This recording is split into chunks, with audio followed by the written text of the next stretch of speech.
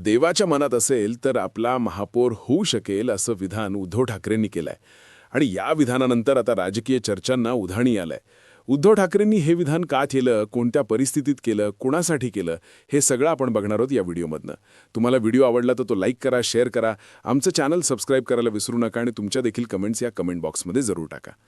मंडळी, कालच महापालिकेचे निकाल लागलेले आहेत. सगळ्यांचं लक्ष असलेल्या मुंबई महापालिकेचा देखील निकाल लागला.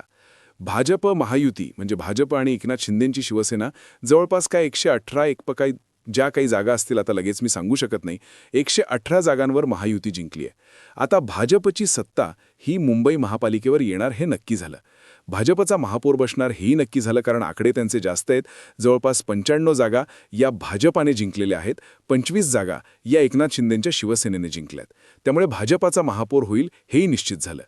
परंतु या मुंबईमध्ये ठाकरे ब्रँड याचा आम्ही बँड वाजवू, ठाकरे ब्रँड संपलाय, ही जी काही चर्चा या प्रचाराच्या दरम्यान रंगलेली होती, याला सबशेल मतदारांनी खोटं ठरवलेलं आहे. अजूनही ठाकरे ब्रँड जिवंत आहे, अजूनही ठाकरेंच्या मागे मुंबईतला मराठी माणूस आहे, हे मतदानातनं आपल्याला बघायला मिळतं. ठाकरेंची शिवसेना ही कालच्या महापालिकेच्या मुंबईच्या निकालामध्ये दुसऱ्या स्थानी आली आहे. हे फार महत्त्वाचं आहे. यासाठी महत्त्वाचं आहे, अत्यंत प्रतिकूल परिस्थितीमध्ये ज्या पद्धतीनं उद्धव ठाकरेंनी या निवडणुकीमध्ये लढा दिला, मग त्यांना राज ठाकरेंच्या मनसेची जोड देखील मिळालेली होती. अनेक वर्षानंतर दोन भाऊ एकत्र आलेले होते. परंतु 65 जागा मिळून उद्धव ठाकरेंनी हे दाखवून दिलं की मुंबईच्या मराठी माणसामध्ये किंवा मुंबईच्या मतदारांमध्ये आजही शिवसेना या 4 नावावरचं प्रेम हे जिवंत आहे. तुम्ही साम दाम दंड भेद पैसा किंवा यंत्रणा या सगळ्याचा वापर करा, आम्हाला कितीही जरी तुम्ही हरवण्याचा जरी प्रयत्न केलात तरी आम्ही हरू शकत नाही. उलट किती जागा कमी झाल्या हो. 2017मध्ये 84 जागी शिवसेना त्यावेळेला निवडून आलेली, म्हणजे शिवसेनेला 84 जागा मिळाल्या होत्या. कमी किती झाल्यात? फक्त 20 जागा कमी झाल्या असतील, 19 जागा कमी झाल्या असतील. मग त्या तुलनेमध्ये बलाढ्य भाजपने किती जागा कमवल्यात याचा जर आपण विचार केला, कारण 2017मध्ये भाजप 82 जागांवर होतं, आता ते 85 जागांवर आहे. सत्ता तुमच्याकडे आहे, केंद्रात सत्ता तुमच्याकडे आहे, राज्यात सत्ता तुमच्याकडे, यंत्रणा तुमच्या हातात आहेत. फक्त 17 ते 20 जागा अधिकच्या भाजपने मिळवलेल्या आहेत. कुठला 17 ते 20? फक्त 10 जागा, 10-11 जागा भाजपनी जास्त मिळवलेल्या आहेत. याचाच अर्थ मुंबईमध्ये ठाकरे ब्रँड हाच दुसऱ्या नंबरवर आलेला आहे आणि ठाकरे ब्रँड जिवंत आहे हे मुंबईकरांनी दाखवून दिलंय. आता या सगळ्यानंतर सध्या चर्चा सुरू झाली आहे एकनाथ शिंदेंच्या शिवसेनेमध्ये की महापौर कोणाचा. काल एकनाथ शिंदेंनी असं जाहीर केलं की महापौर आमचा व्हावा, अशी एक त्यांनी मागणी केलेली आहे. इकडे भाजपत त्यांचं जागा जास्त आहेत, त्यामुळे महापौर हा त्यांचाच होणार हे देखील निश्चित आहे, ठरलेलं आहे. यातच उद्धव ठाकरेंनी एक सूचक विधान केलं. ते म्हणाले, देवाच्या मनात असेल तर महापौर आपलाच होईल, असं विधान त्यांनी केलं.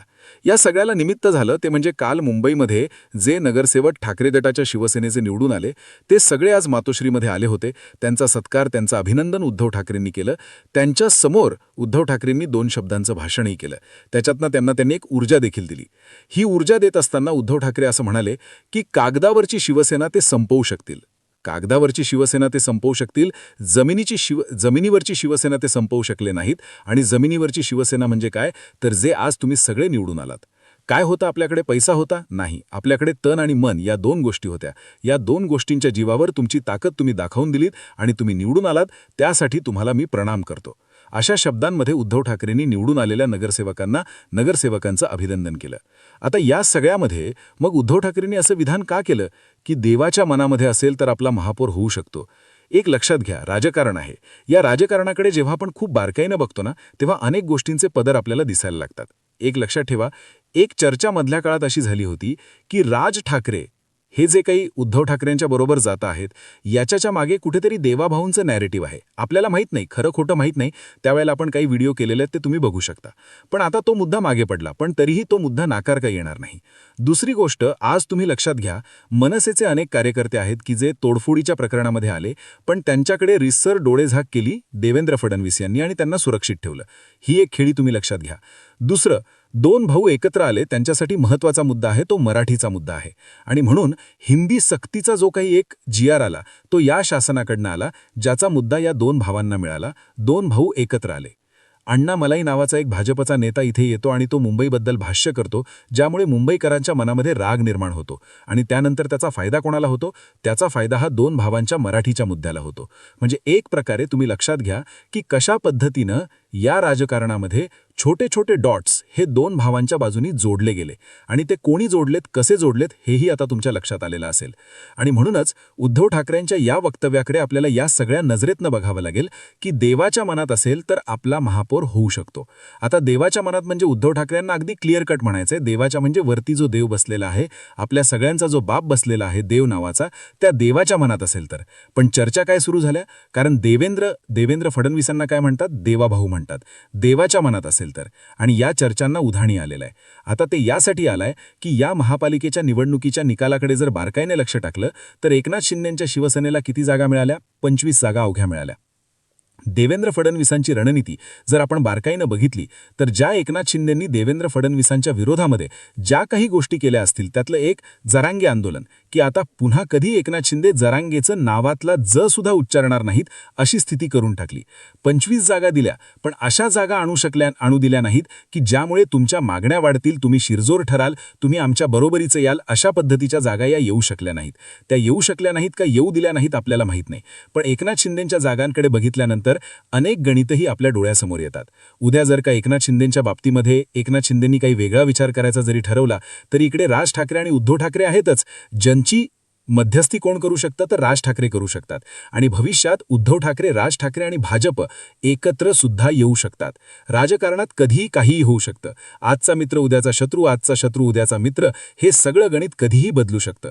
आणि म्हणूनच उद्धव ठाकरेंच्या या वक्तव्याकडे आपल्याला गांभीर्यानं बघावं लागतं की देवाच्या मनात असेल तर आपला महापौर होऊ शकतो.